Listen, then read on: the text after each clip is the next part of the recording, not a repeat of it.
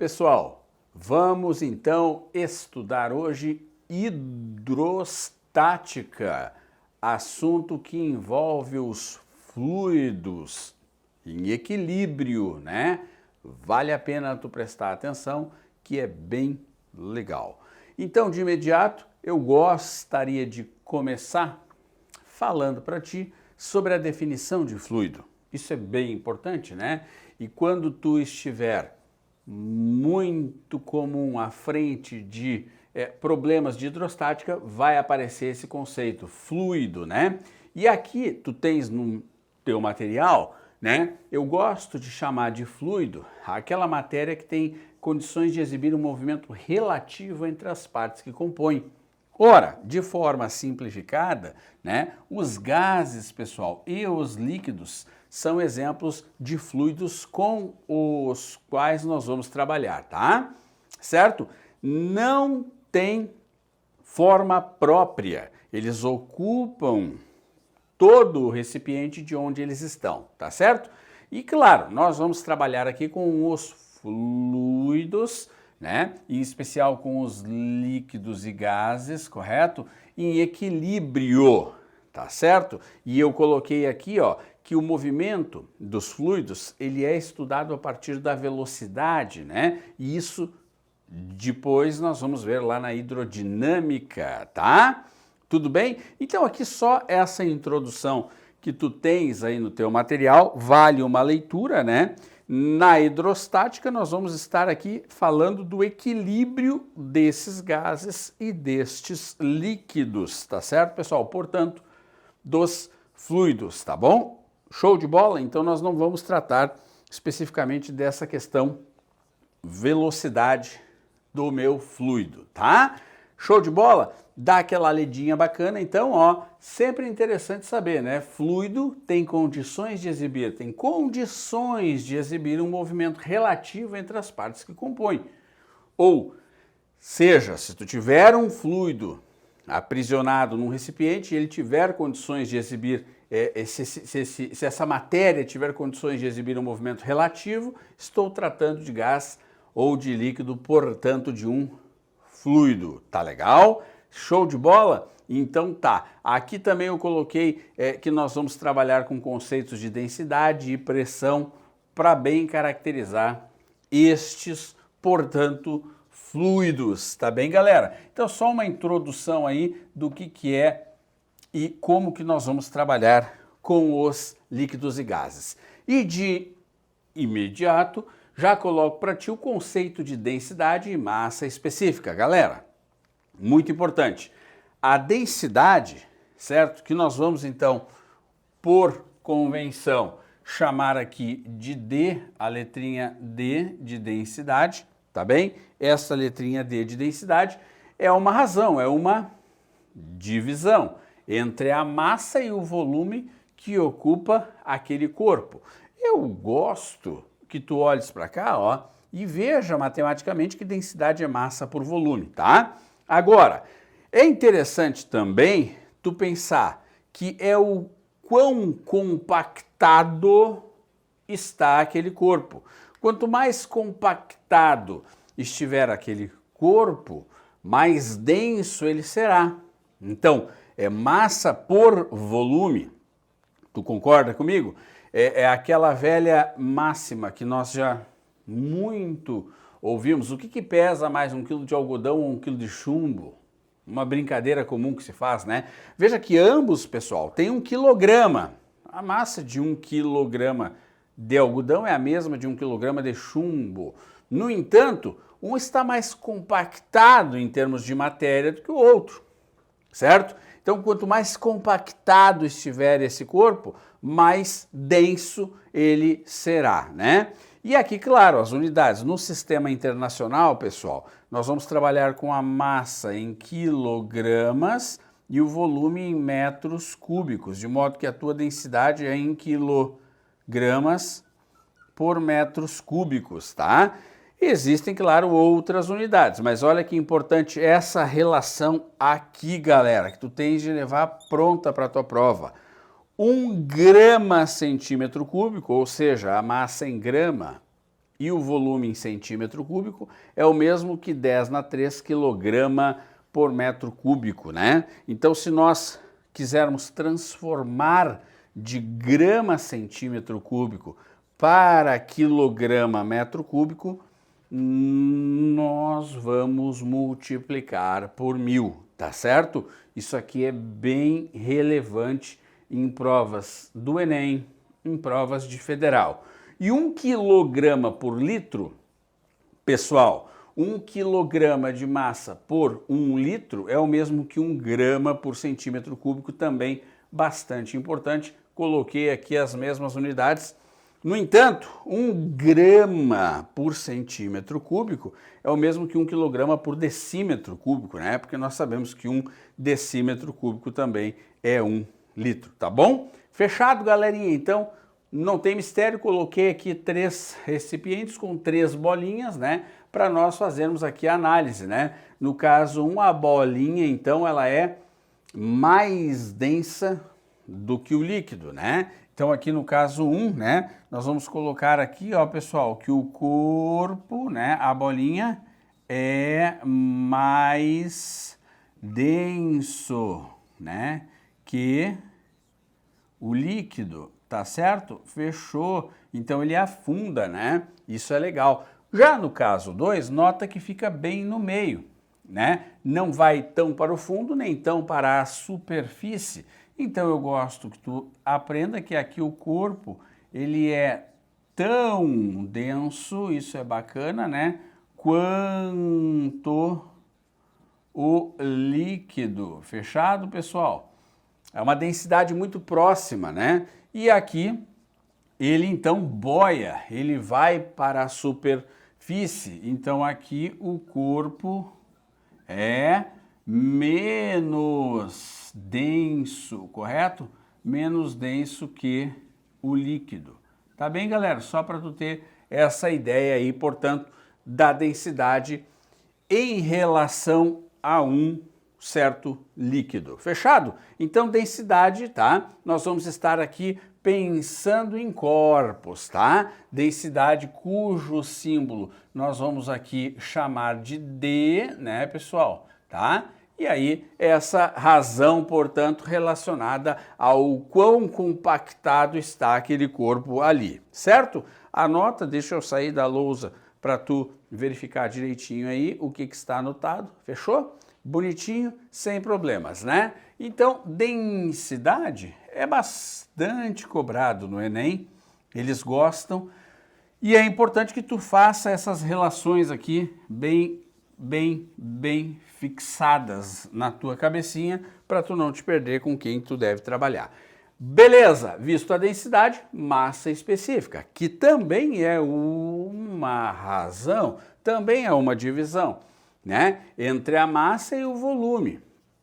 A massa específica, pessoal, nós vamos chamar de μ, tá? Esse espécie de uzinho aqui, tá? E aqui, galera, nós vamos então pensar, bom, a massa específica também é uma razão entre a massa e o volume. No entanto, galera, aqui nós vamos estar focando na substância. Olha que interessante. Enquanto lá na densidade nós pensávamos que era uma característica do corpo, aqui é uma característica atrelada à substância que compõe esse corpo, tá? Então, quer dizer, a relação é a mesma, o cálculo é o mesmo. Massa eu vou trabalhar com quilograma no sistema internacional, volume em metro cúbico. Então, a minha massa específica, quilogramas por metro cúbico, tá? Agora, olha só, o que tem no teu material. Aqui tu vais pôr um asterisco e vai ler com o Dani. A massa específica é definida para substâncias homogêneas, maciças, né? E a densidade para um corpo qualquer, seja ele maciço ou oco. Então, o que eu quero que tu lembre é que massa específica é esta razão para a substância que compõe o teu corpo, tá? Temos aqui um bom exemplo disso. Olha que interessante. A massa específica μ do ferro, pessoal, é uma substância, correto? É de 7,85.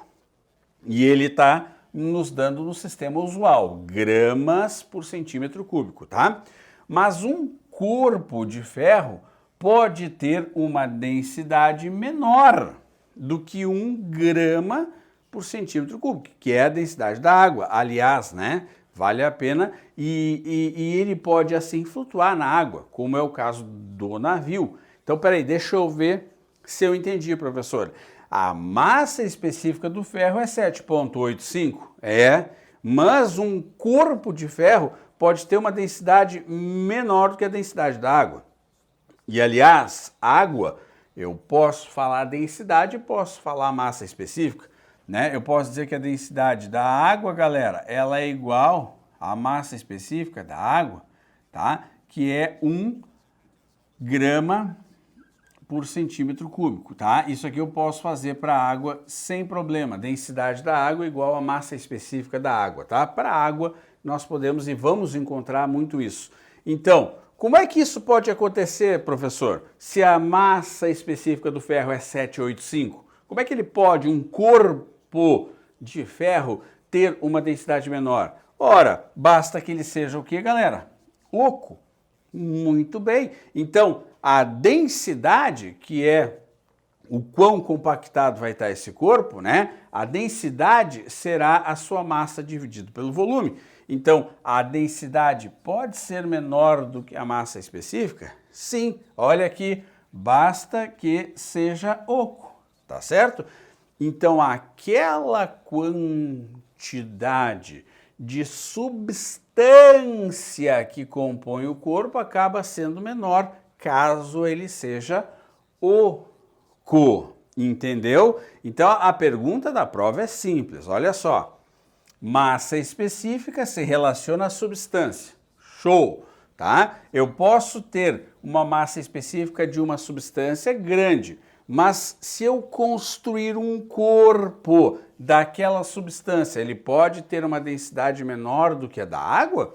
Pode. A da água, diga-se de passagem, tu anota aí, ó, é 1 grama por centímetro cúbico. Ela é muito importante na tua prova. Eles gostam de usar a água sempre como um comparativo, tá bom? A massa específica do H2O, tá? A densidade do meu H2O, 1 grama por centímetro cúbico. Professor, tem que saber essa? Essa é bacana tu levar pronta.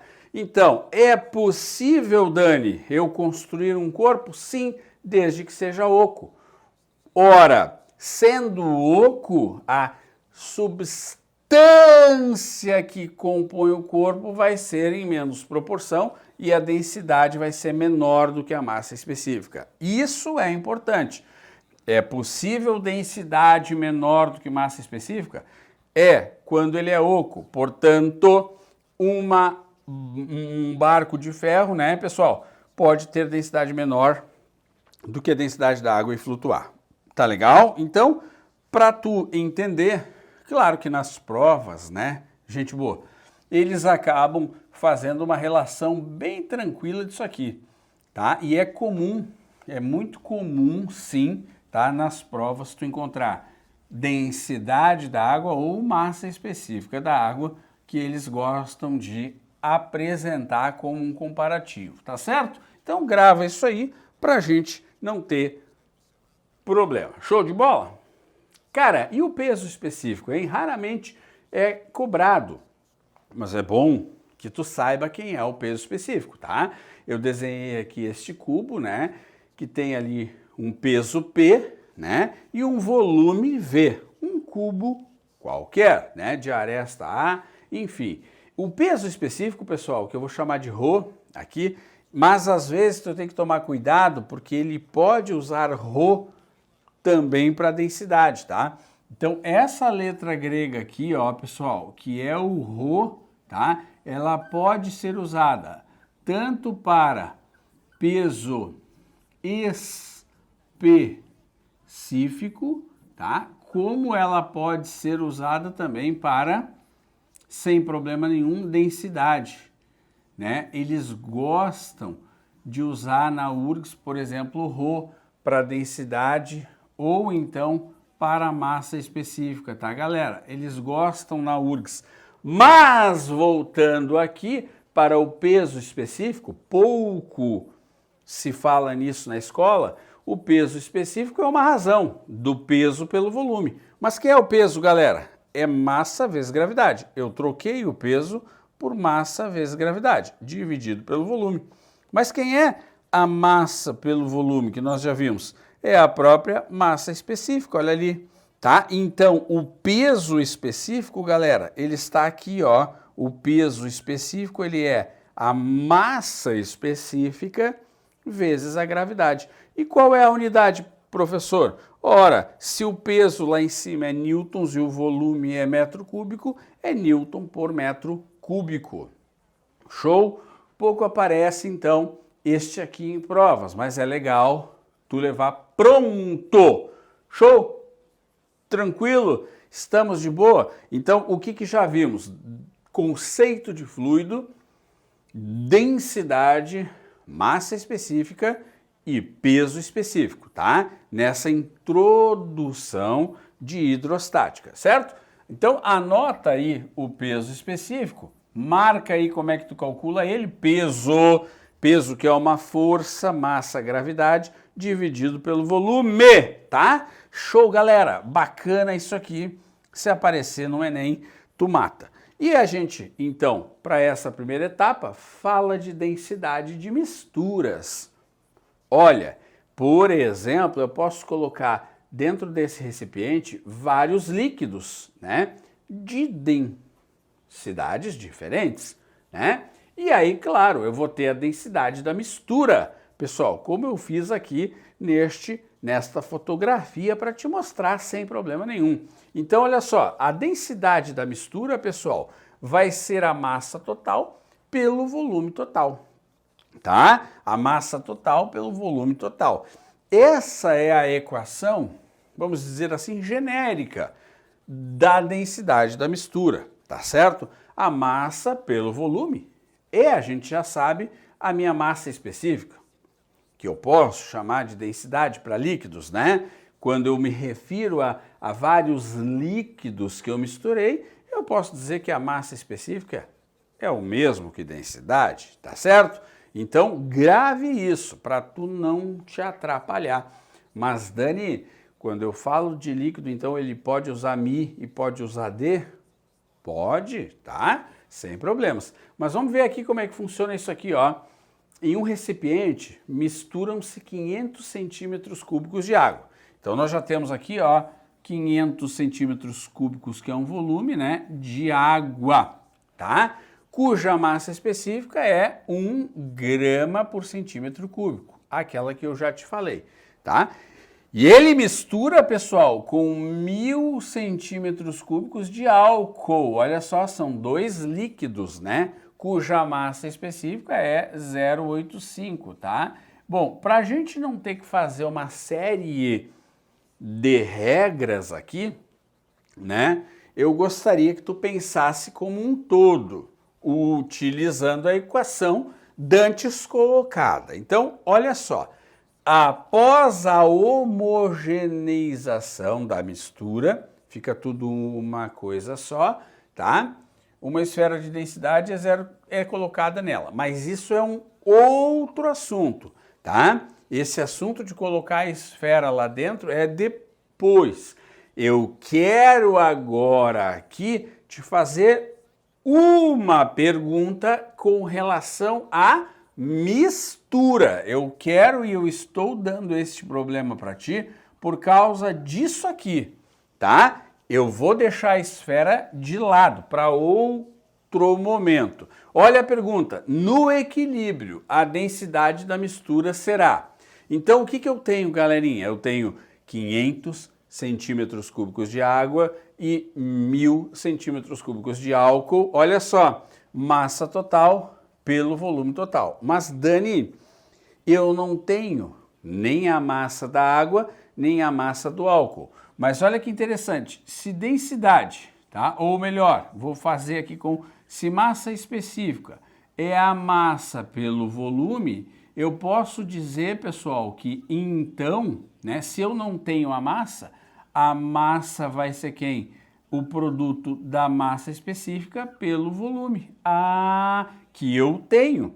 Então, massa total, na verdade, é massa específica da água, volume de água, mais massa específica de álcool, volume de álcool, dividido pela soma dos volumes. E aí, com certeza, vira um algebrismo, né? 1 vezes 500, né? 1 vezes 500, que é o que tu tens da água, correto? Mais 0,85 vezes 1.000, dividido por quanto? 1.500, isso vai dar 0,9 gramas por centímetro cúbico. Se eu quisesse, eu multiplicaria isso aqui por 1.000, né? Certo? Que seria o que? 1, 2, 3, e isso me daria 900 quilogramas por metros cúbicos em unidades do Sistema Internacional. Fechou? Bacana? Então, Dani, se eu não tenho a massa, o que eu faço? Eu posso usar a relação μ vezes V dentro da equação master, que é aquela que eu disse, para que a gente não leve um monte de regras lá para dentro, a gente usa essa equação aqui que sempre vai dar certo. Ah, professor, e se eu não tiver o volume? A mesma coisa, né? Tu vai dar um jeito de arrumar isso aqui de forma a isolar o teu volume. Fechado? Exemplo, então, de mistura envolvendo densidade ou massa específica. Anota, por favor. Muito bem. Outro conceito bem especial, pessoal, tu tens de levar pronto, é o conceito de pressão média, tá?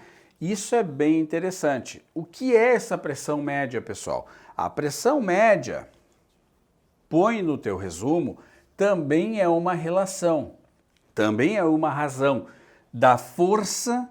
Galera, que no Sistema Internacional vai se apresentar em newtons pela área na qual essa força está sendo exercida, que é em metro quadrado, tá bem? Show! Então, galera, esta pressão vai ser em newtons por metro quadrado, tá? Que recebe o nome aqui, ó, de Pascal, tá? A pressão, galera, tá? É muito importante tu entender a equação, saber as unidades do Sistema Internacional e também levar pronto que a pressão é uma grandeza escalar, não precisa de direção e sentido. Mas presta atenção, esta força, gente, ela age perpendicular à superfície. Então ela deve sim, a força, formar 90 graus com a superfície. Esta é a primeira observação importante. Tudo bem? Claro que eu devo lembrar também que como a pressão é uma força por unidade de área, se nós não mexermos na força, deixarmos a nossa força constante, né? Quanto menor a área de contato, galera, maior a pressão que essa força exerce no contato. Vou te dar um exemplo. Imaginem vocês que eu tenha este corpo aqui, né, que é o meu corpo A, e tenha este corpo aqui, que é o meu corpo B. Ambos em contato com o chão. Gente, a massa do A é exatamente igual à massa do B. Isso quer dizer que a força que o A faz no chão é igual à força que o B faz no chão. A propósito, quem são essas forças? Essa força seria a força peso, né, galera? Tá? Então, a força peso que o A aplica no chão é igual à força peso que o B aplica no chão. Show de bola! Mas notem vocês que a área de contato do corpo A é bem pequenina em relação à área de contato do corpo B. Parece aqui, né, tu estás, por exemplo, moça, de salto, a parte traseira do teu salto, que tem esse bico muito agudo, né, ela exerce uma pressão, em contrapartida à frente do sapato exerce outra pressão.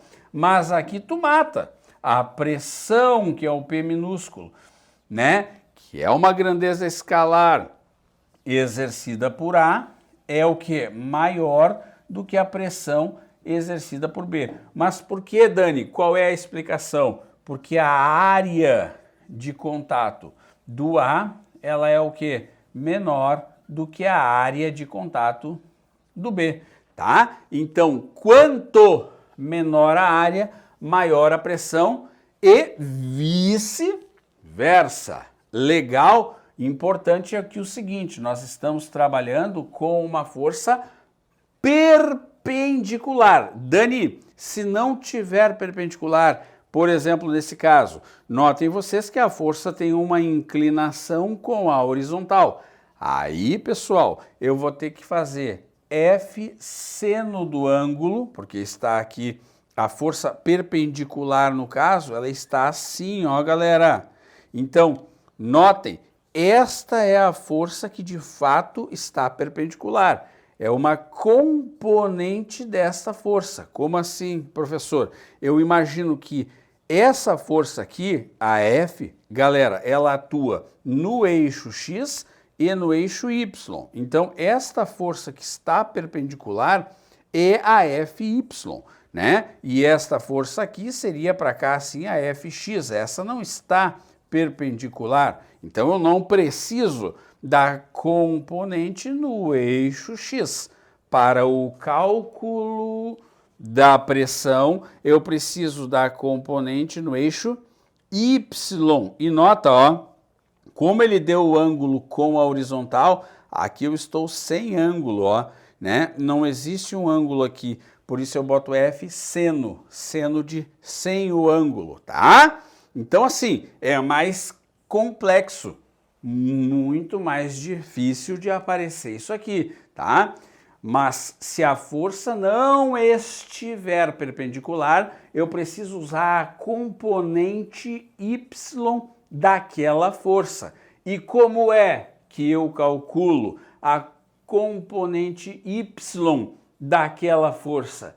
F vezes o seno deste ângulo aqui, que ele vai te dar 30, 45, 60, enfim. Tá bom, pessoal? Mas o que mais cai é, de fato, isso aqui com a força perpendicular. Vou sair da tela para tu anotar direitinho essa questão, tá? Dani, tu pode repetir isso aqui? Repito, quando a força não estiver perpendicular, eu preciso usar, eu levo ela, ó, imaginariamente para o eixo Y. Eu preciso usar a componente Y da força. E como é que eu calculo essa componente Y? Pega a força e multiplica pelo seno. Ali embaixo tu deixa a área normal, tá? Sem problemas maiores. Certo, galera?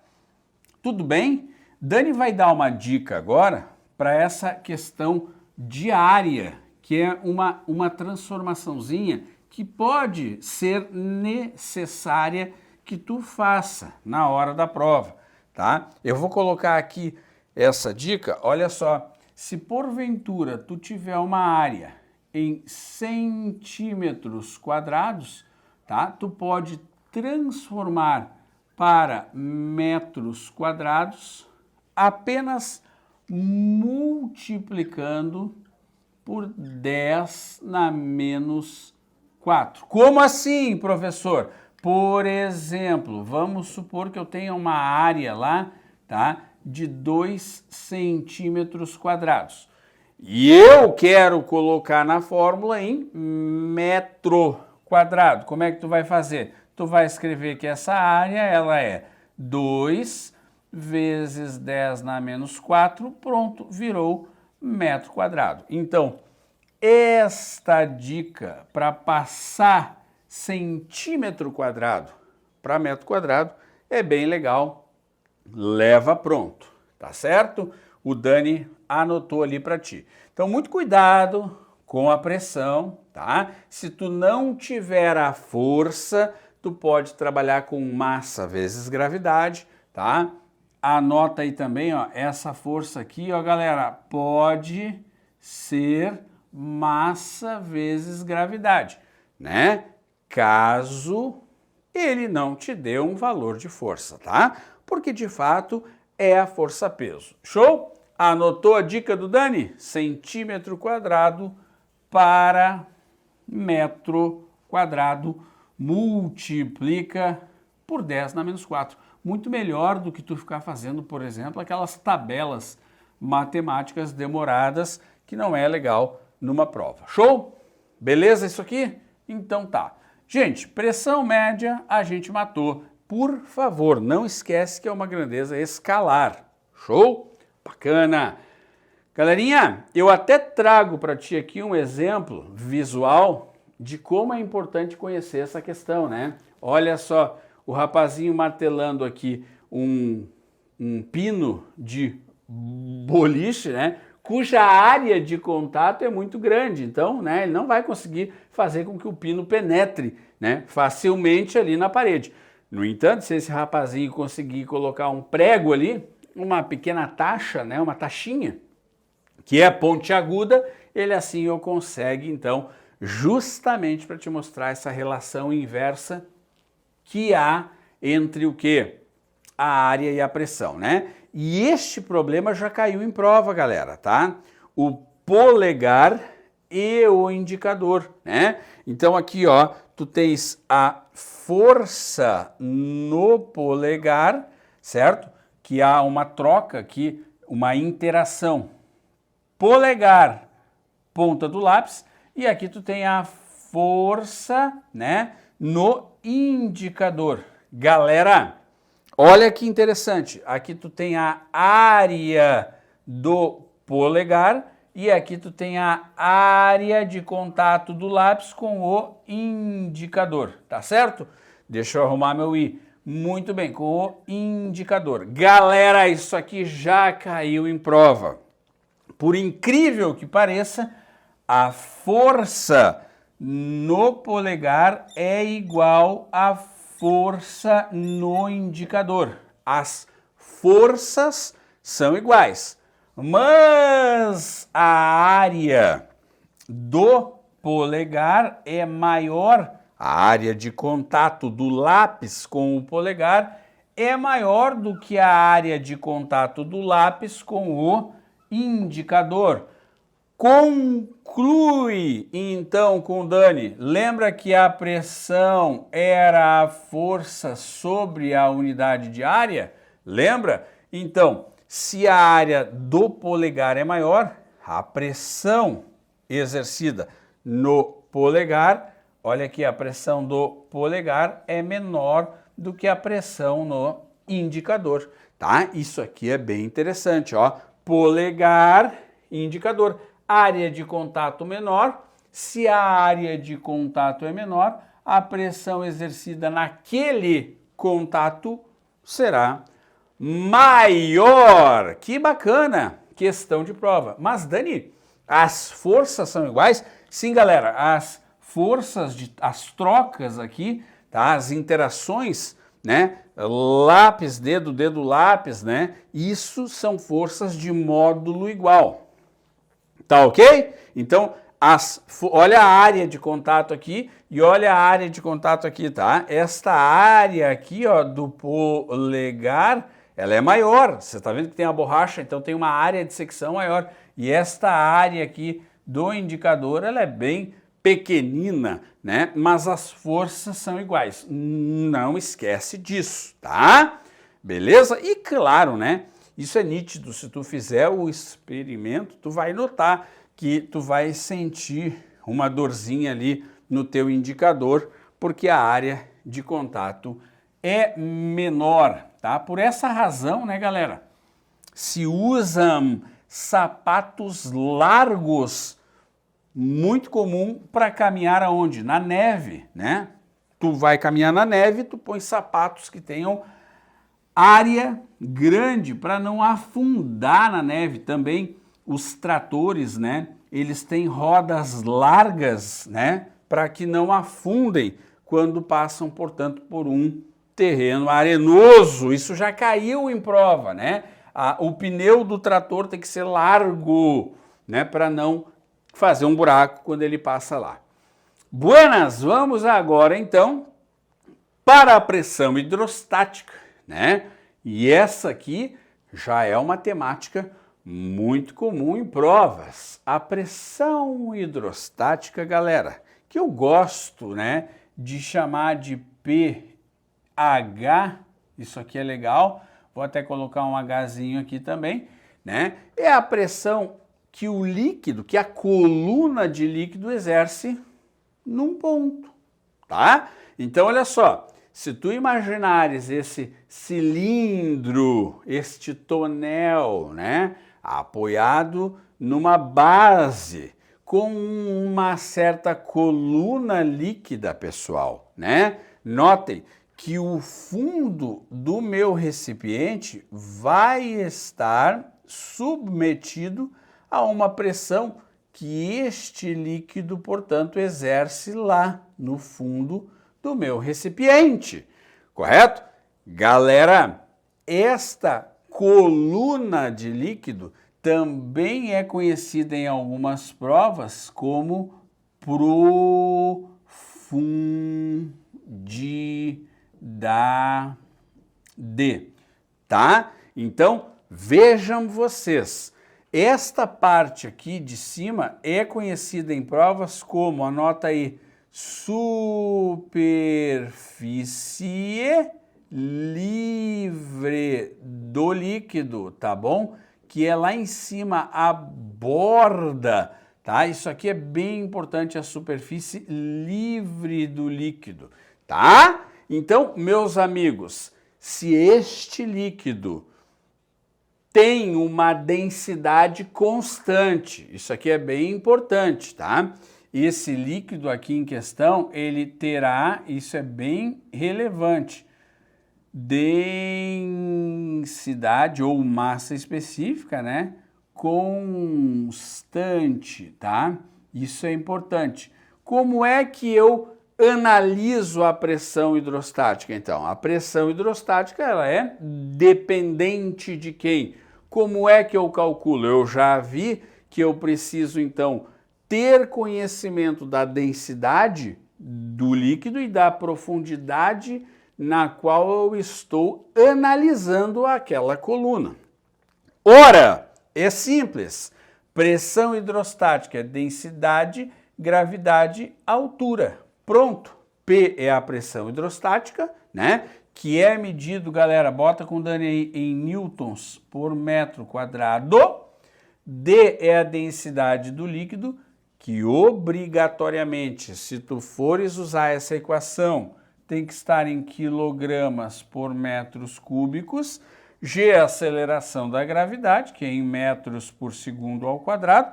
E o H é a altura da coluna em metros, ou também conhecido como profundidade. Galera, então, se a densidade é constante, a densidade eu não mexo, né? Se esse aspecto da pressão hidrostática na tua prova vai ser com um líquido que não muda de densidade quando eu me mexo na vertical aqui. E nota, profundidade é eixo vertical, né, galera? Então cuida! Quanto maior a profundidade, maior a pressão hidrostática. A pressão hidrostática é um fator exclusivo da profundidade, certo? Muito cobrou-se em prova já, no Enem inclusive, né, que a gente tinha uma caixa d'água, né, galera? Aqui é a caixa d'água, certo? Tá? E aqui assim, um cano então que descia, né, certo? Esse cano que descia da caixa d'água, né, onde tinha aqui um local que ele, então tinha uma torneirinha que escoava esse líquido, tá? É fato que esta altura aqui, até lá a superfície livre do líquido, desde onde ele escoa, que é a torneirinha, né? Tá? Desde onde ele escoa, o líquido escoa aqui, até a superfície livre do líquido, é a coluna de líquido que eu vou tomar como referência para analisar o quão grande é a minha pressão hidrostática, tá bem? Então a pressão hidrostática é um fator exclusivo da altura da coluna de líquido, pessoal. Isso é muito importante, desde a superfície livre até onde provavelmente eu estou analisando. Aqui, por exemplo, seria no fundo do meu recipiente, né? Tá? Claro que se eu marcar um ponto aqui, chamar de X, e marcar um ponto aqui, ó, um pouco mais abaixo, chamar de Y, né? Tu nota que a profundidade, ou seja, a altura de X até a superfície livre é menor do que a altura de Y até a superfície livre. Então, quem é que suporta uma coluna líquida maior no meu desenho? É o X ou é o Y? É o Y. Ele tem uma profundidade maior desde a superfície livre do líquido, né? Quanto mais profundo estiver, mais pressão o líquido exerce naquele ponto. Muito bem. E é fato, né, galera, que se eu tivesse um outro ponto exatamente alinhado, que eu vou botar Z, ó, né? Um ponto exatamente alinhado aqui com o X na horizontal, seria uma superfície isobárica, iso igual baropressão, né? Barospressão. Então aqueles dois pontos X e Y, ou perdão, X e Z, eles estariam submetidos à mesma pressão hidrostática que o líquido exerce naquele ponto. Tá certo? E olha o gráfico, pessoal. Claro que se eu tiver este cilindro aberto, né, eu já vou ter um valor inicial de pressão aqui, que é a pressão atmosférica, que é a pressão do ar, né? Depois nós vamos conversar sobre isso. Claro que se nós fecharmos, botarmos uma tampa aqui, a única pressão, fizermos vácuo ali, a única pressão que nos importa é a do próprio líquido. Mas caso esteja aberto, o ar vai exercer pressão ali também. Então, ó, à medida em que aumenta a altitude, aumenta a pressão. E a minha pressão inicial, galera, geralmente é a pressão atmosférica. Tá legal? Tudo bem? Então, bastantes informações acerca da pressão hidrostática, pressão exercida por um líquido ou pressão exercida pela coluna líquida, né? Tá certo? Desde que mantida a nossa, o quê? A nossa densidade do líquido constante. Tá certo, galera? De boa, né? Isso aqui cai bastante, tá? Agora, olha que importante isso. Ó, a pressão hidrostática não depende do volume líquido, e sim da profundidade. E eu já te falei, desde que mantido a densidade constante, né? Gente, olha só. Tu vê que esse recipiente está cheio de um líquido, completamente cheio. Este recipiente completamente cheio. Este recipiente completamente cheio. E este recipiente completamente cheio do mesmo líquido. Todos os recipientes possuem o mesmo nível do mesmo líquido, tá? Olha que interessante. Possuem o mesmo nível, portanto, todos estão com a mesma altura em relação à superfície livre do líquido, concorda? E todos têm o quê? O mesmo líquido. Então, a pressão que o líquido exerce sobre o fundo, eu não vou pensar em termos de área aqui, Não. Aqui ele está perguntando a pressão que o líquido exerce sobre o fundo. Ela é o quê? A mesma. Mas, professor, como é que eu sei que é a mesma? Galera, a pressão hidrostática é densidade, gravidade e altura, ou seja, profundidade até o ponto em questão. Vejam vocês, a densidade não altera de um líquido para outro. A gravidade do local não muda. Então, a minha pressão hidrostática é um fator exclusivo da minha altura até a superfície livre, até a borda. Como todos, ainda que com formatos diferentes, têm a mesma altura até a borda, todos exercem no fundo, todos os líquidos exercem no fundo a mesma pressão. Portanto, isso aqui é muito cobrado em prova. O aluno erra porque ele acha que tem que fazer aquela outra equação de pressão. Quanto menor a área, maior pressão. E já se joga aqui, né? A área... Não! Aqui ele está falando de pressão que o líquido exerce no fundo.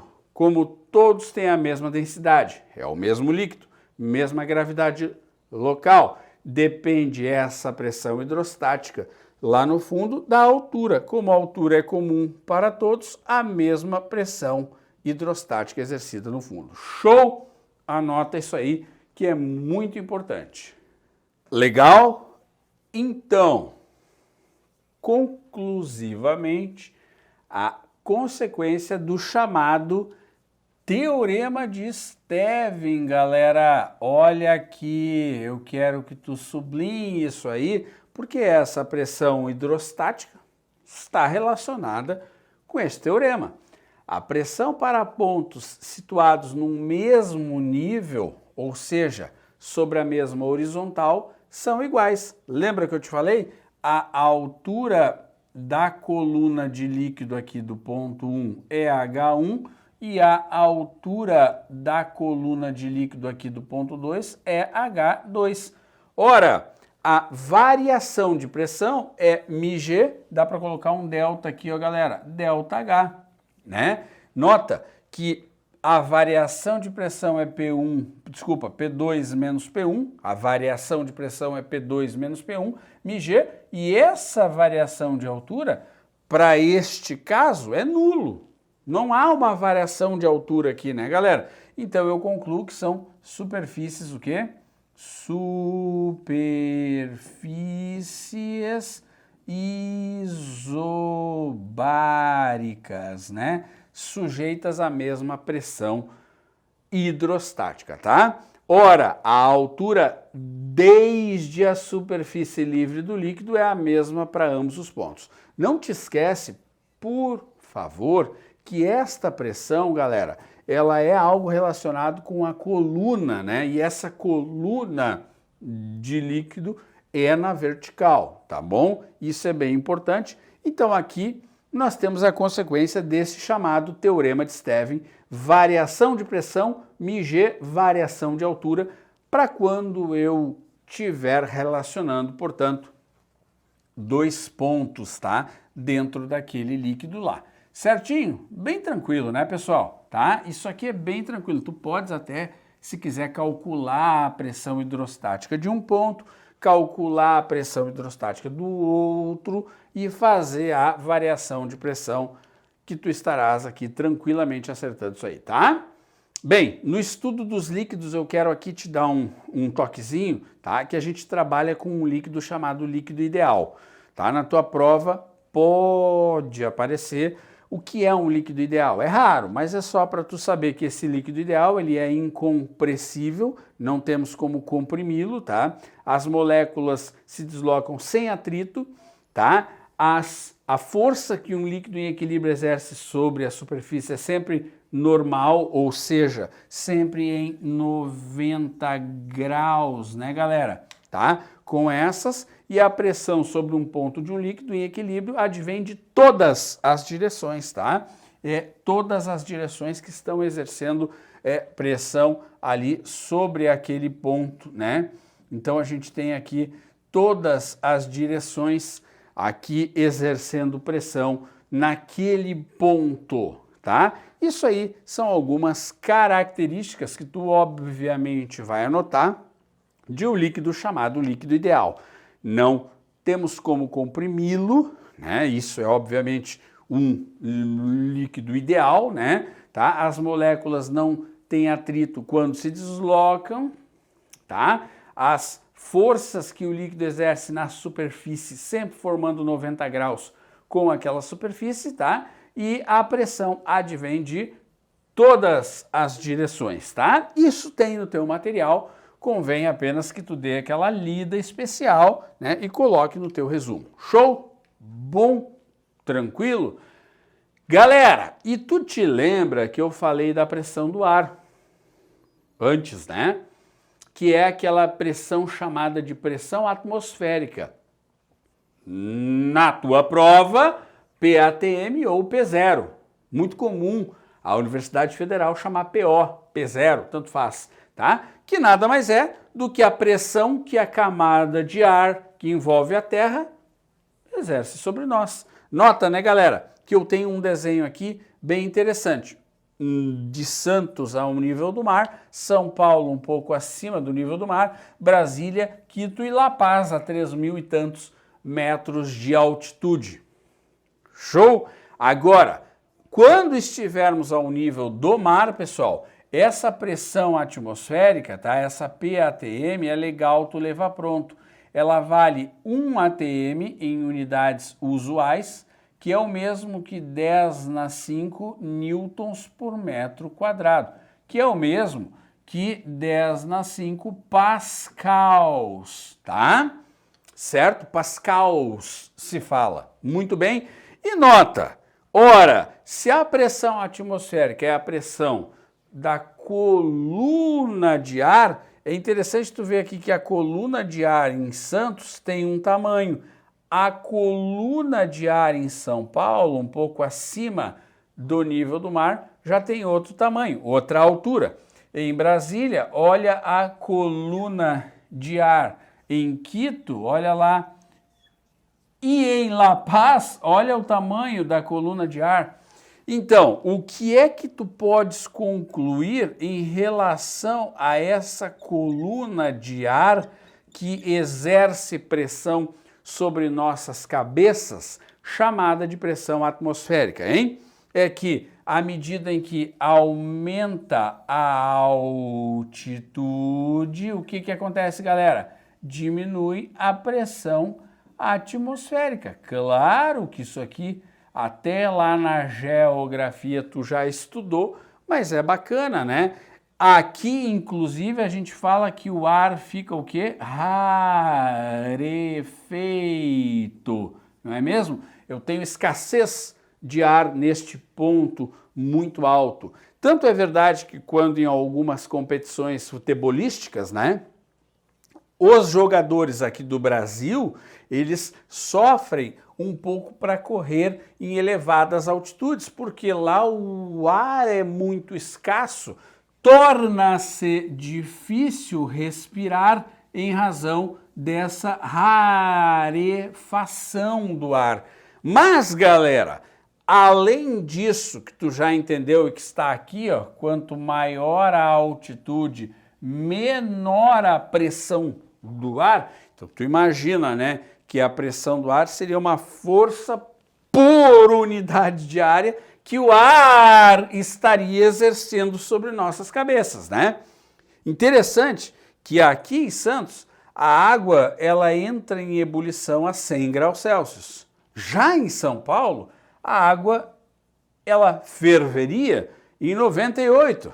Em Brasília, em 96. Ela passaria do estado líquido para o estado gasoso em Quito a 90 graus Celsius. E pasmem, lá em La Paz a 87. Então, pensa, a molécula de água ela vai ganhar energia e vai desprender, virando gás. Ora, se a pressão aqui no nível do mar, a pressão chamada pressão normal, galera, pressão ao nível do mar, ela é muito grande, então essa pressão segura a partícula, né, dificultando que ela vire gás, dado o aquecimento, dada essa energia térmica que ela absorve. Então aqui tu tem muita pressão segurando a molécula. Agora, lá em La Paz, menos pressão, a molécula quando chega em 87 sente menos pressão e consegue virar gás mais facilmente. Este tópico é bacana, cabe tu anotar. Então, além de eu entender o que é pressão atmosférica, qual é o efeito dela sobre a pessoa, por exemplo, à medida em que se aumenta a altitude, é bacana eu entender também a sua influência sobre o ponto de ebulição da água. Tá legal? Anota isso aí que é bem relevante, é bem bacana de tu saber. Tranquilo? Muito bem. Galera, bom entender isso aqui, sobretudo para provas do tipo Enem, né? Então quer dizer, professor, que quando a pressão ela é grande ali, ela faz com que fique mais difícil em um ambiente aberto, né, de que eu consiga vaporizar a água. Nesse processo, por exemplo, conhecido como ebulição, que a gente vai estudar depois, tá? Isso é bacana. Vem com o Dani. Olha aqui que interessante, tá? Menor pressão atmosférica, as partículas de ar lá, tá? Aqui eu desenhei o cume de uma montanha, né, para te mostrar isso aí, tá? E aqui só para dar ideia, né, que à medida em que tu tem mais altitude, menor pressão atmosférica, tá? Até daria para a gente voltar aqui, ó, só para tentar aí aprumar bem a questão, certo? Então, olha que interessante a relação, ó, maior altitude, menor pressão atmosférica, né? E aqui as partículas de ar, ó, na menor altitude, maior pressão atmosférica, tá? Show, né, galera? Tudo tranquilo, né? Tá de boa isso aí? Tudo certo? Muito bem. Então, maior altitude, menor pressão atmosférica, tá? E menor altitude, maior pressão atmosférica, tá? Isso aí que eu queria te mostrar, só para dar uma ideia. Agora, como nós estamos falando de pressão, é bacana nós inserirmos aqui a famosa panela de pressão. Mas, professor, isso não seria lá na termologia? Mas como eu estou te dando esses conceitos de pressão, muito bom a gente já conversar sobre isso, né? Quando a panela é aberta, e eu já te mostrei isso na tela anterior, a água ferve a temperatura próxima de 100, como, por exemplo, em uma cidade ao nível do mar, né? Como Santos, Porto Alegre, né? Dependendo da altitude, claro. A pressão atmosférica ao nível do mar, eu escrevi para ti que era 1 atm, tá? Então, 100 graus Celsius é o valor ali onde a água vai passar do estado líquido para o estado gasoso. A panela de pressão que o Papin inventou cozinha mais rapidamente os alimentos porque a temperatura da água dentro dela ultrapassa 100. Espera aí, professor, mas como assim a temperatura da água vai ultrapassar 100? Já não seria gasoso, professor? Pois é. Por incrível que pareça, a finalidade da panela de pressão é fazer os alimentos cozer mais rapidamente. E como ele faz isso? Como é possível isso aí, hein? Ele faz com que a água lá dentro chegue a 120 graus. Mas como, professor? Olha só que interessante aqui. Na panela de pressão, nós temos a válvula de segurança, né? Uma válvula com pino, E nós temos aqui o alimento, a água e o fogo como uma fonte térmica. Galera, olha só que interessante, a pressão normal aqui fora é de 1 atm, mas lá dentro da panela eu consigo fazer a pressão aumentar. E tu te lembra o que eu falei? Quando a pressão aumenta, ela segura, entre aspas, aquela molécula de se desprender, de virar gás. Isso quer dizer, a água vai chegar a 100 e a molécula não vai desprender. Então, o que acontece? Eu vou ter uma água a 120 e, consequentemente, 115, 118, enfim, próxima de 120. Como é possível eu ter essa água a 120? Professor, porque eu aumentei a pressão lá dentro, né? E a água, então, conseguiu atingir um valor maior do que 100 graus Celsius sem que desprendesse aquela molécula para gás. Ora, finalidade da válvula de segurança é justamente controlar que essa pressão não aumente tanto, né? É um limite que é estipulado pelo fabricante ali, a partir do qual a válvula, então, ela acionada, ela começa a liberar este vaporzinho. Então, olha aqui, a pressão interna aumenta, podendo chegar até 2 atm.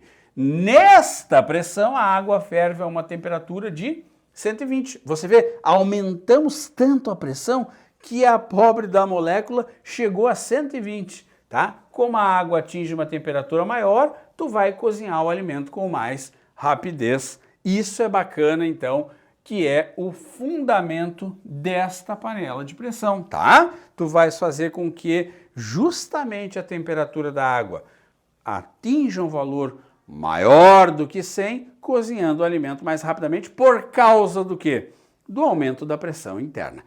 Galera, já perguntaram a finalidade da válvula de segurança. É justamente para não deixar isso aqui atingir valores maiores do que 2 atm e aí ela poderia explodir, tá? Show de bola? Então, beleza, esse tópico é bacana. E agora eu fecho contigo com a pressão absoluta. Claro que, se nós já conhecemos, galera, a pressão hidrostática, né? Que é, imaginando esse mergulhador aqui, a uma certa profundidade da superfície livre. Eu te pergunto, sobre este mergulhador, existe uma pressão hidrostática? Claro, essa pressão hidrostática é densidade, gravidade e altura, né? Vale lembrar que essa altura nas provas é o que ele chama aqui de profundidade, não é verdade? Legal. Mas, galera, além desta pressão da água, eu tenho também a pressão do ar, que está aqui na superfície livre do líquido, também exercendo pressão. Ora, assim sendo, a minha pressão total, galera, vai ser quem? A soma da pressão atmosférica do local com a pressão hidrostática.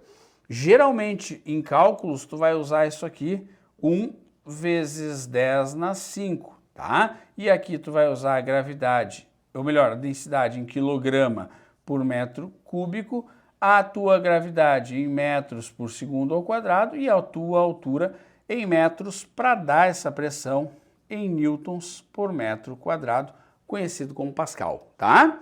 Então, é bem interessante, sim, tu saber que sobre o mergulhador existe, portanto, a pressão da água e a pressão do ar, né? Que é a nossa pressão atmosférica, e este todo vai nos dar a pressão total, que é bem bacana aqui. Tem uma dica, show de bola, né? Como tu bem pode ver aqui, que a cada 10 metros de profundidade na água, galera, circula, sublinha isso aí, a pressão aumenta 1 atm.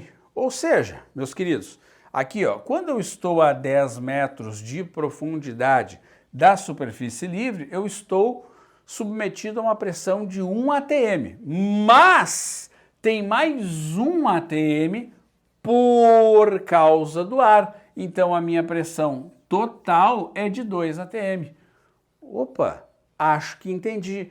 Quer dizer, professor, como tu mergulhou a 10 metros, só por causa da água, já existe uma pressão de 1 atm. Mas existe mais 1 atm por causa do ar. Então, a 10 metros de profundidade, a pressão total é quanto? 2 atm. A 20 metros de profundidade, eu tenho 2 atms por causa da água, mais 1 por causa do ar. Então, a minha pressão total é de 3 atm. A 30 metros de profundidade na água, eu tenho 3 atms por causa da água, mais 1 por causa do ar. Então, eu tenho uma pressão total de 4 atmosferas. Para fechar, a 40 metros de profundidade, eu tenho 4 atms por causa da água. Mais 1 por causa do ar, eu terei 5 atmosferas. E aqui tu vê, né? 2 atm é 2,10 na 5 Pascal. 3 atm, 3,10 na 5 Pascal. 4 atm, 4,10 na 5 Pascal. 5 atm, 5,10 na 5 Pascal. Então, isso é uma regra boa na hora da prova. Saio da lousa para tu anotar isso aí. Muito bem.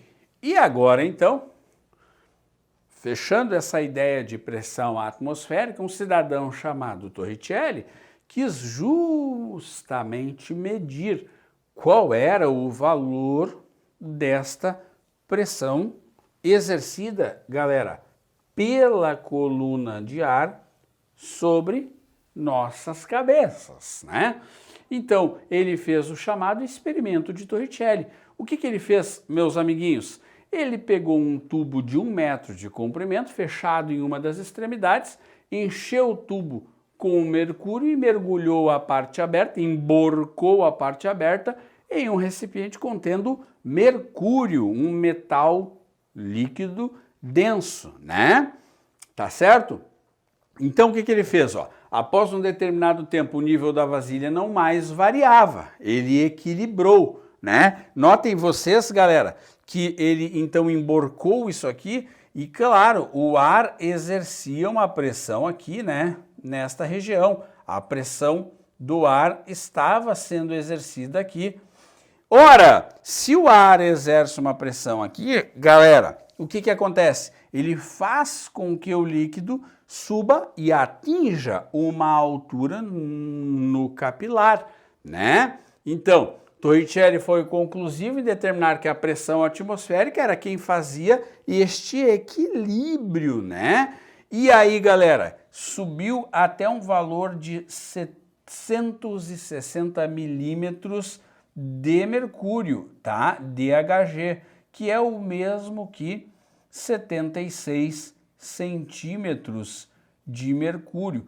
Então, a grande conclusão foi, né, galera, que a pressão atmosférica normal na coluna líquida de mercúrio valia o quê?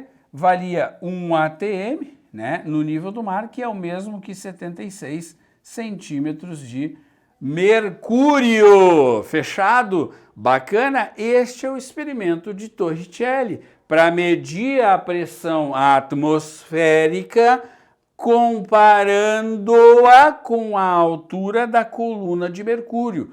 Mas, Dani, e na prática, o que eu vou fazer? Na prática, tu vais justamente te deparar com isso aqui na prova. Às vezes, ele vai dar a pressão atmosférica em coluna de mercúrio, tá certo? Este é o experimento de Torricelli, bem explicadinho para ti aqui, tá?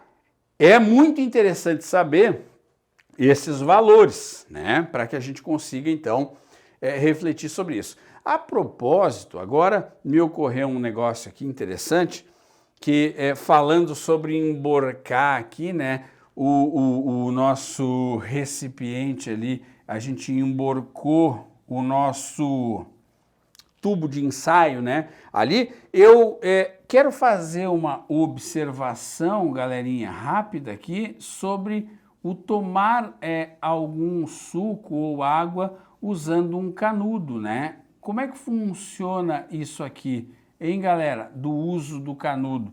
A gente tem, por exemplo, o recipiente contendo aqui um certo líquido, né?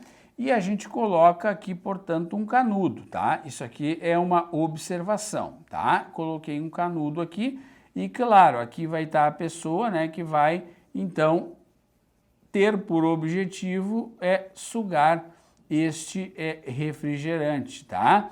Ficou linda a minha pessoa, né? Tá bom? Show! Galera, como é que essa pessoa consegue, então, tomar o refrigerante de canudinho? Isso aqui é um processo muito legal, porque, primeiro, tem e deve existir, sim, pressão do ar aqui, tá? Num local onde não tem atmosfera, seria impossível tomar refrigerante de canudinho. Então, a premissa deve existir pressão do ar. O que essa pessoa faz, galera? Essa pessoa retira o ar do canudo, ela faz uma sucção, ela retira o ar do canudo, ela, portanto, faz aqui, ó, pessoal, dentro do canudo, ela, anota com o Dani aí, ela retira o ar de dentro do canudo, ela faz ali uma espécie de vácuo, né? Neste momento em que ela retira o ar do canudo, a pressão do ar externa, tá? A pressão do ar, que é a pressão atmosférica, se torna maior do que a pressão interna do canudo, tá? Olha só que interessante isso aqui, hein, galera? No momento em que ela chupa o ar de dentro do canudo, não é verdade? Tá? O que ela faz? Ela retira o ar de dentro do canudo, ela faz com que a pressão atmosférica se torne maior do que a pressão interna do canudo. Em consequência disso, né, o líquido então, ele sobe pelo canudinho. Esse líquido então vai conseguir subir pelo canudinho, tá? Isso não seria possível se tivesse um outro canudo aqui para fora, né? Porque daí a pressão iria se equilibrar. Ora, grande conclusão, para que eu consiga chupar o líquido utilizando um canudo, é preciso criar uma diferença de pressão entre a pressão externa e a pressão interna.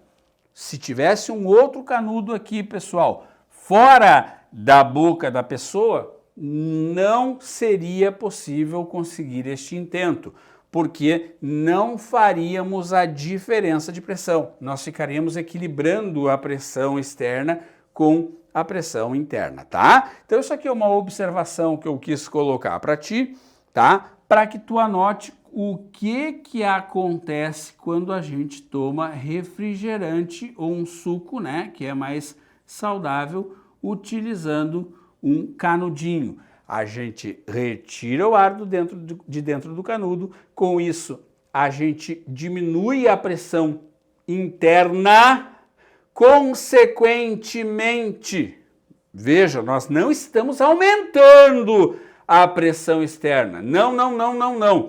Nós, em retirando o ar de dentro do canudo, tornamos a pressão interna menor. Isso quer dizer, a pressão externa acaba por ficar maior e faz com que o líquido, então, suba pelo canudo, tá? A gente torna, muito importante isso, a gente reduz a pressão interna, tá? Isso aqui eu vou até anotar, ó, olha, vai ficar pequenininho, mas tu anota, reduz a pressão interna. Anota para tu não cair na pegadinha. Muitas provas falam que aumentamos a pressão. Epa, peraí. Nós não temos como mexer na pressão do ar aqui, tá? Nós estamos a mexer na pressão interna do canudo, retirando aquele ar, né? Deixa eu retirando o ar do meu canudo, eu faço com que a pressão interna diminua e, em consequência disso, a pressão externa fica maior e o meu líquido sobe até a boca do cidadão. Tá legal? Foi aí uma coisa que eu me lembrei de te colocar para que a gente pudesse, então, analisar este fenômeno aí de tomar refrigerante canudinho. Certo, pessoal? Experimento de Torricelli. Claro que, né? Claro que, deixa eu esperar tu copiar isso aqui, tá? E eu quero te mostrar uma coisa. Ele, no experimento, usou mercúrio, né? Um metal muito denso. E aí, claro, obteve-se uma altura de 76 centímetros de mercúrio, tá ok? Tu já copiaste isso? Muito bem, olha ali, ó, copia isso aqui. Show? Eu vou deletar essa observação que eu fiz aqui.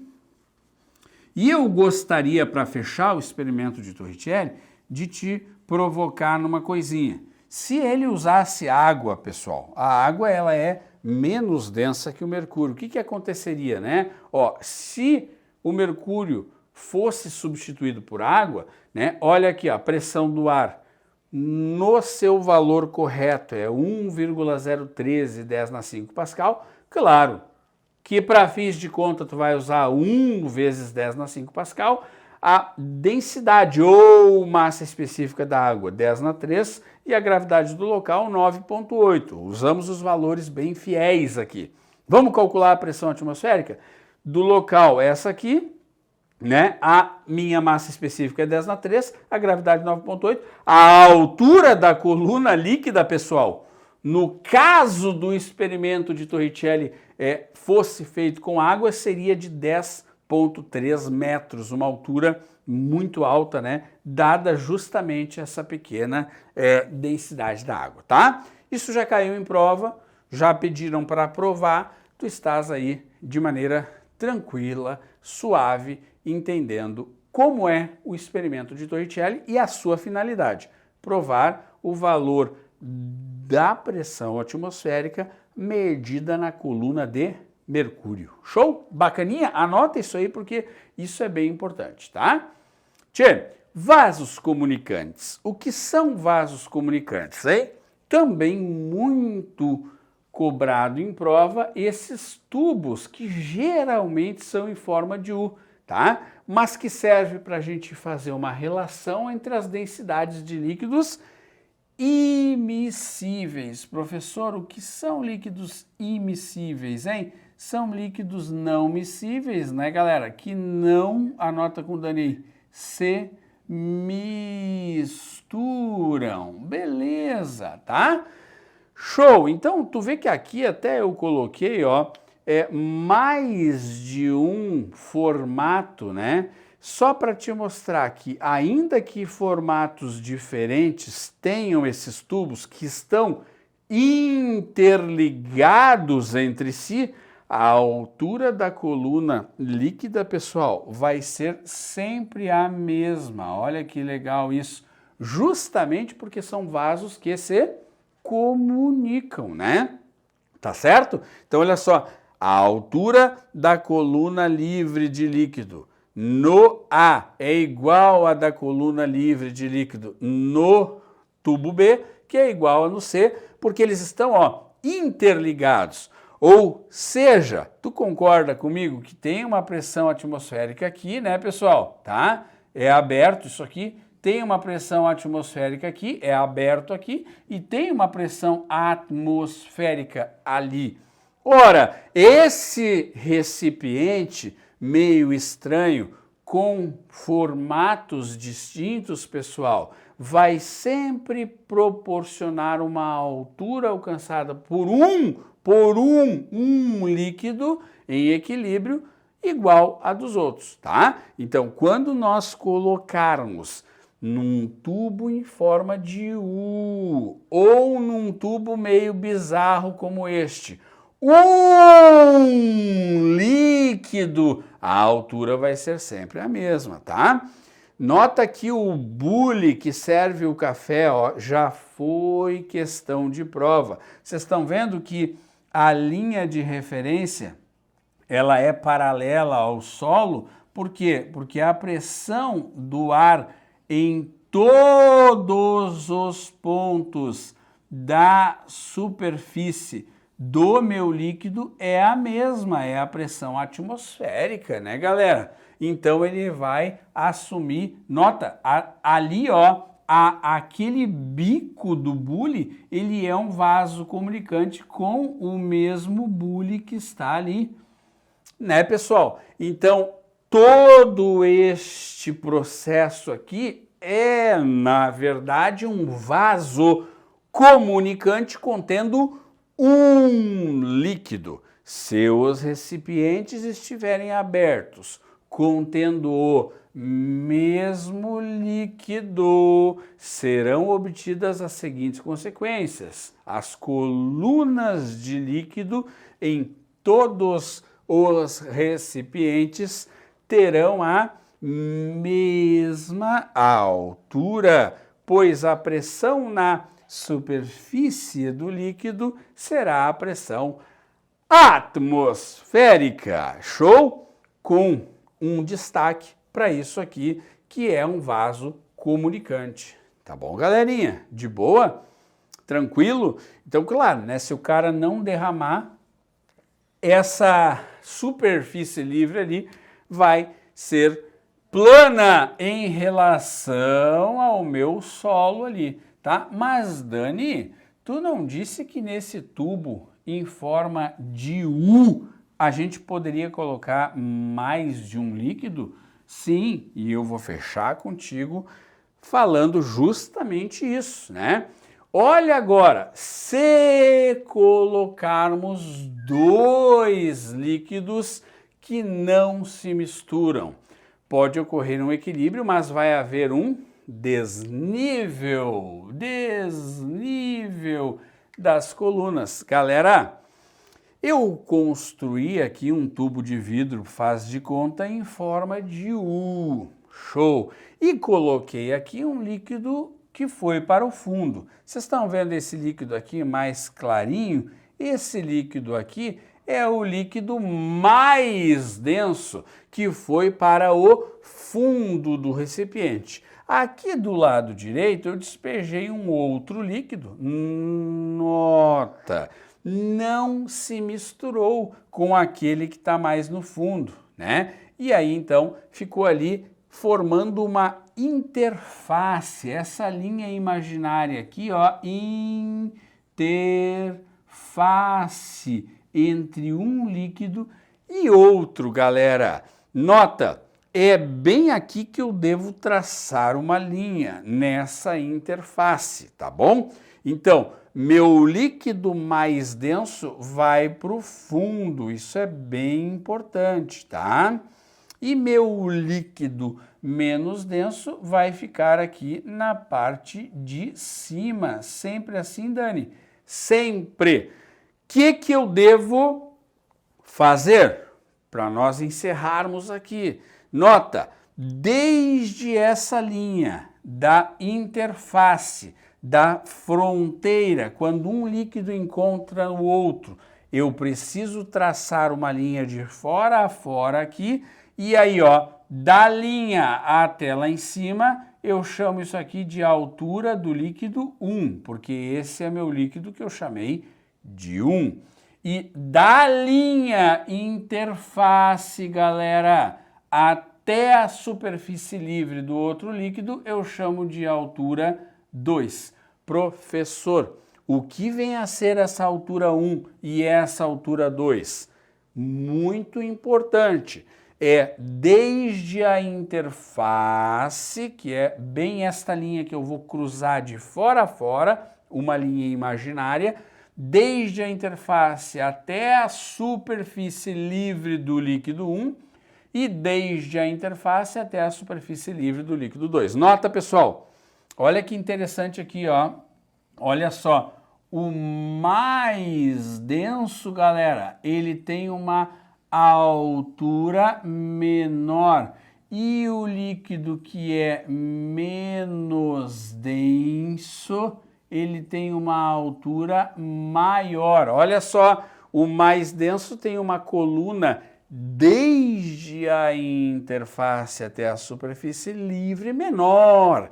E o menos denso, olha aqui que eu quero que tu anote, ele tem justamente uma altura desde a interface, né, que é aquela linha imaginária, até a superfície livre maior. Galera, como este ponto e este ponto estão submetidos à mesma pressão, é uma superfície isobárica, essa linha imaginária, essa interface aqui nada mais é do que uma linha, galera, isobárica.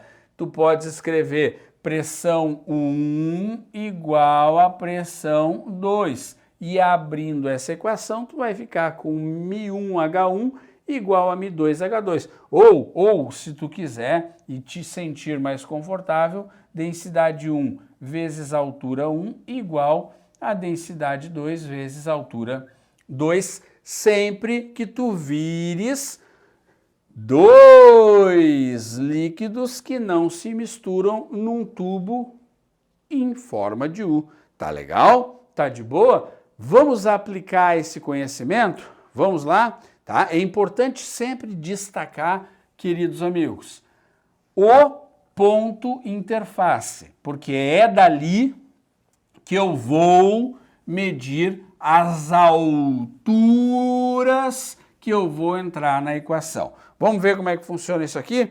Vamos lá então, vamos fazer o problema. Em um tubo transparente em forma de U contendo água, verteu-se, derramou-se em uma das extremidades uma quantidade de um líquido que não se mistura com a água, tá? Muito bem, a água é esse aqui e o líquido foi este aqui, tá? Olha só, a água tem densidade 1 grama por centímetro cúbico. A figura abaixo mostra como ficaram distribuídos a água e o líquido esse que está em cinza, né? Então, o líquido aqui está achurado, mostrando, evidentemente, que ele é menos denso porque ele não ocupou o fundo do recipiente. Galera, meus amigos, nota que aqui está a interface. Eu faço essa linha e ele já me deu essa linha. Então, isso é muito bom. Se eu chamar esse líquido de 1, que é a água, eu vou chamar isso aqui de altura 1, que é a altura desde a interface até a superfície livre. Se eu chamar esse líquido desconhecido de 2, eu vou chamar isso aqui de altura 2. A pergunta é qual é aproximadamente o valor da densidade do líquido. Então, galera, densidade 1, altura 1, igual a densidade 2, altura 2, pelo princípio que nós vimos anteriormente, de que este ponto aqui tem a mesma pressão daquele ponto lá. Então, a densidade de 1 é da água, né? Eu vou trabalhar com grama centímetro cúbico, porque aqui ele quer em grama centímetro cúbico. Sua altura é 6.